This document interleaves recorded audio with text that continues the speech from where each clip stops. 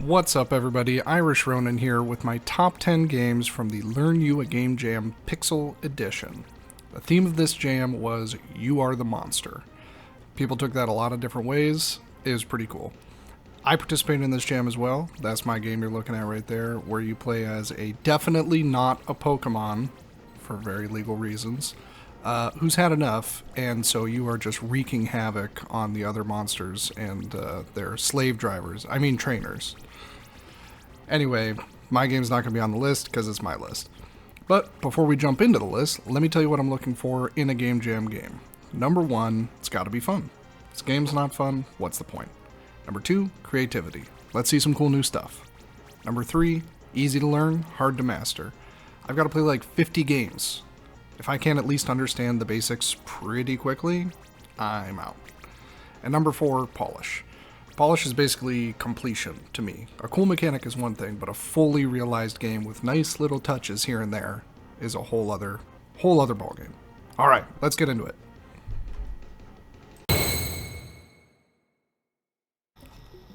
First up at number 10 is Free Dawn, which I think is a play on the word freedom because you play as this escaped lumbering kind of monster that escaped from a lab, and all these guys are trying to get back at you.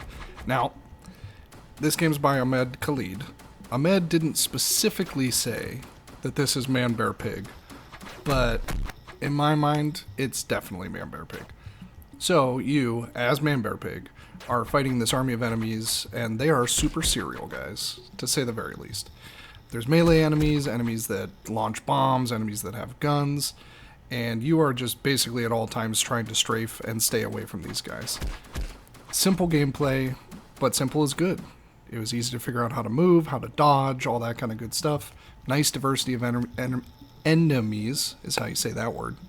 Plus some nice touches, you know, the trees swaying in the breeze there is very nice, the background parallaxing against the play surface. All told, it's a fun little game. You play till you die, and then you play again.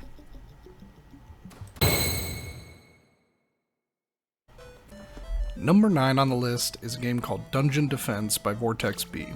So a somewhat common theme in this particular jam, where the theme was You Are the Monster, was basically kind of just a swap out, where, you know, for a given game type where typically you're fighting some kind of monster, you are now the monster, right? That's what I did. That's what this person did.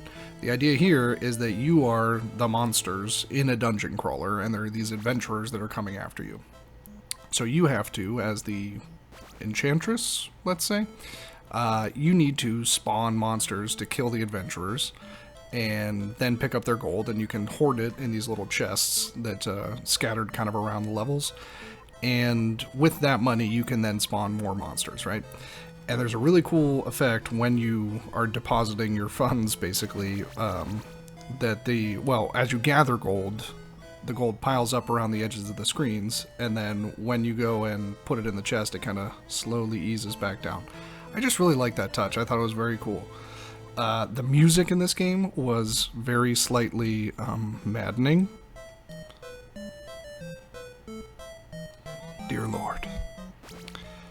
But that's okay. The only problem with this game is just a little bit of balance issues. You know, like monsters are pretty cheap and also pretty strong. So there's not a ton of challenge, but that's just a function of time because it's a game jam. Surely the dev would be able to work this out a little bit better, given some more time. I loved it. It was a lot of fun. Cool idea. Give it a try. Number 8 is Chimera Rampage by High Lord. You play as the mythical Chimera. You've got 3 heads. One's a dragon, one's a lion, one is, I think, another dragon.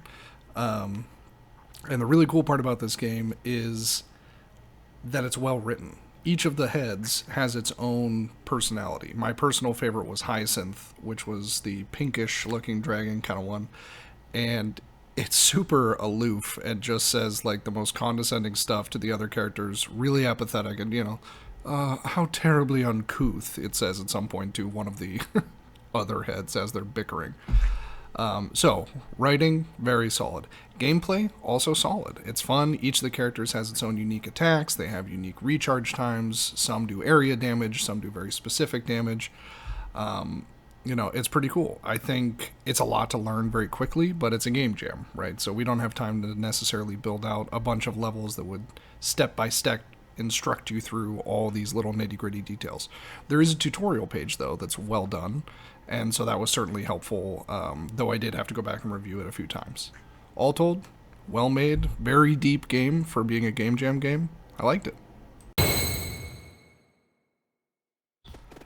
Number 7 on the list is Malware Survivor by Syxcolor. I'm going to assume that's how you say that. You play as Brendan, a piece of malware who is trying to survive against other malware. Now, if it were me, maybe you're the antivirus, they're the viruses, or maybe you are malware and they're an antivirus. I don't know, but okay, malware infighting, no problem. It's kind of a Vampire Survivor style game where there's just this non-stop onslaught of enemies and you are trying to kill them and survive and pick up their file folders, which is great. I love the artwork on this one. The circuit board background is very cool. I like the, all the animation that's going on in those little panels and stuff and the little components on the PCB. It's very cool. It's a lot of fun. It's a lot to track visually. There's so many enemies and you've got your little dots that are doing some kind of damage. But it's all still pretty clear, what you're trying to avoid and what you're not trying to avoid. Cool visuals, cool music. I think the only thing that would improve this game is some more game, right? Maybe some power-ups, some kind of blasts or something that you can do to interact with the enemies a bit more. But even as is, very fun.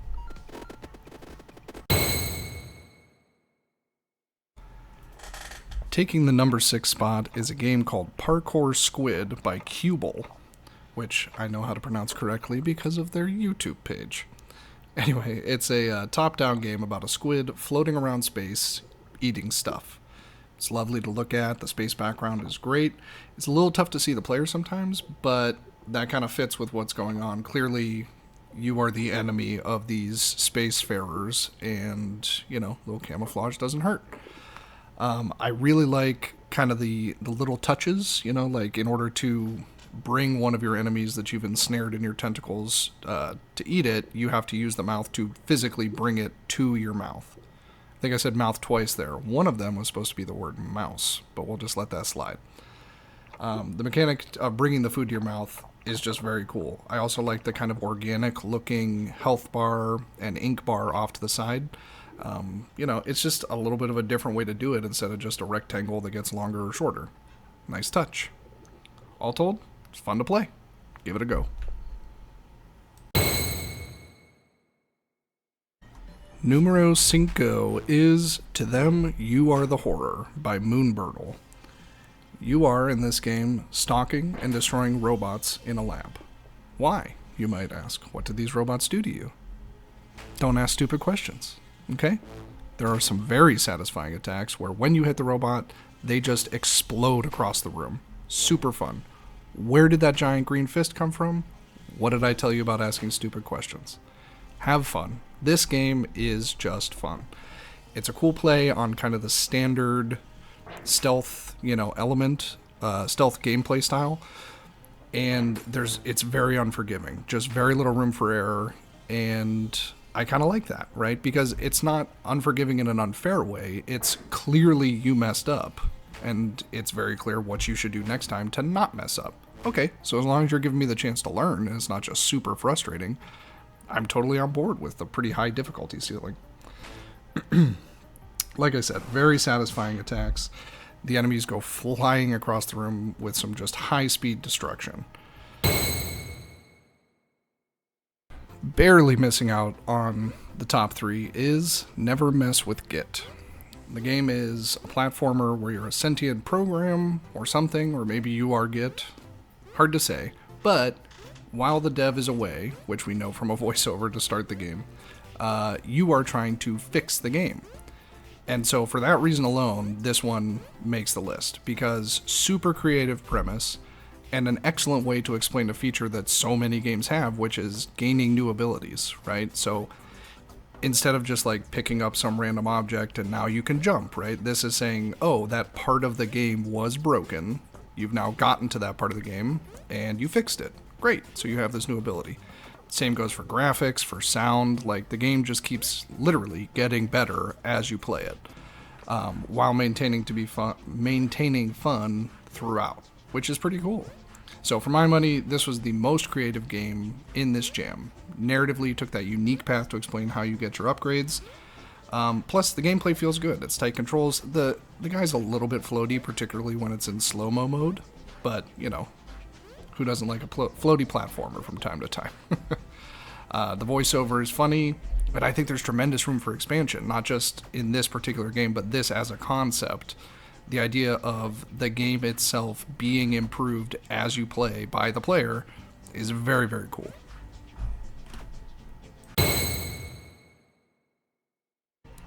The bronze medal goes to Chase of the Multiverse by Vinkesoft. There is some sort of an accident in a multiversal laboratory, and you are gifted with extraordinary powers along with somebody else from the lab. But you're not the hero, you're the villain. And I like that a lot. And of course it fits with the theme of you being the monster. This game is just really well done. There's an excellent difficulty curve. You know, you're thrown right into it, so I guess it's not much of a curve, but it's a very well-tuned difficulty level. You know, I definitely lost a few times before I beat the game, which is good, but it also didn't seem like, oh my god, I can't beat this game. I like that it plays on the trope of, you know, a superhero and supervillain both being formed from a, common source and all that. And beyond that, just look at these graphics. Like, this is really, really well done. It's cool character design. You know, that doesn't go into a ton of story about what your powers are, but there's an ultimate attack, like what you saw right there. It's just good. It's simple, understandable controls, well-tuned, and it looks great, and it's fun to play.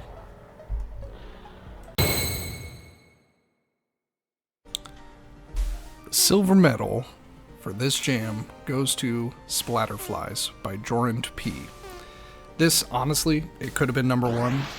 It gets number two because it actually did make me feel like a monster, because in this game you are taking these beautiful, innocent butterflies and brutally murdering them, which offers some pretty fun gameplay. Each butterfly has to be killed a different way, so like the blue ones you gotta click over and over and over until they die.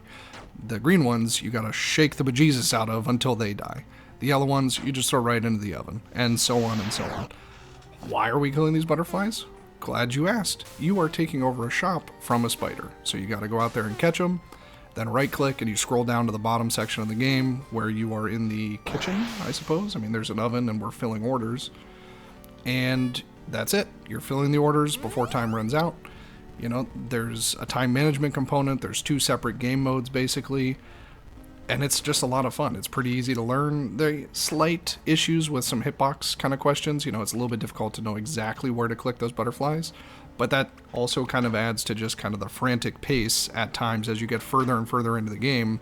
There's a lot more to be doing. There's also a lot of nice little touches like blood splatters, the fact that you can slam those butterflies around and they bounce all over the screen. It doesn't do anything to the gameplay except something fun to do. When you're up in the overworld, you know, there's little blossoms floating off that cherry tree, you know, just nice little touches to give it atmosphere. I mean, this is a full game, and it's very good. And the gold medal goes to Spirit Locked by Runway. In this game, it's a top-down shooter, and you are a spirit in purgatory. You get to pick one of 4 possible spirits, and they each have slightly different stats, like how much health you start with, how many basic attacks you start with, etc. The twist on this is you're not actively firing. There's a timeline down at the bottom, and you are arranging your attacks on that timeline, and so those attacks are fired as that line gets crossed. So, very cool concept. There's a lot to track in terms of, you know, timing your attacks, making sure that things are in the right spot. As enemies die, you pick up new attacks. You can also pick up some new health, and you arrange all that in the toolbar to your right there. Additionally, as you can see, there's boss fights, several boss fights, and I don't even know how many. Actually, I only got to the 3rd one because the game's kind of hard. Not at first, but it gets harder as you go. It's a full game. It's well tuned. It's a good challenge. The enemies are easily distinguishable. You know, the red ones, throw bones. The red, brighter orange ones throw fire, right? The slimes dash across the board and you can't go across their trail. There's, probably at least 10 different enemies to go with these several bosses. It's incredible that Runway was able to get all of this into a Game Jam game in the amount of time allotted. Not to mention it looks great. I like the muted color palette. The sounds are awesome. Probably could have done a bit more music if I have to pick just something to say that I didn't like about this game. Maybe more music. Not that this music is bad. All told, this is the winner. It's a really good game. And that does it for my top 10 picks from the Learn You a Game Jam Pixel Edition. There are other fun games from the Jam, of course, and if your game didn't make the list, don't feel bad. This is just one man's opinion. Check out the description of the video for links to the games from this video, as well as the submission page for the Jam to check out all the rest of the games. And, by the way, what'd be super cool is if you would hit that like button, or better yet, hit the like and the subscribe button. Or follow me on Twitter. Look, I don't want to tell you what to do, but there's options, okay? Now, if you didn't like the video, well, thanks for watching, and I hope to see you next time. Maybe I'll make something you actually enjoy. I'll be making a top 10 video like this for each jam that I participate in. Until then, this is Ronin, reminding you of the ultimate game loop in life. Do, fail, learn, repeat. See you next time.